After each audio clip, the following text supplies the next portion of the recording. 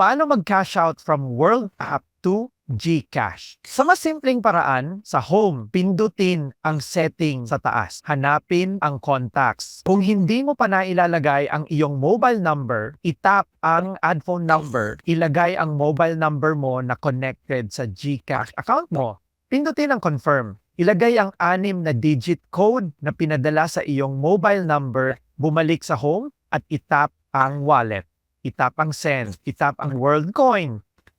Ilagay sa search bar ang 1G Cash PH. Pindutin ang 1G Cash PH. Ilagay ang amount na gustong withdrawin. O kaya naman, itap ang maximum at itap ang continue at itap ang confirm send. Maghintay saglit. Itap ang done. I-open ang inyong GCash app at tignan ang balance mo.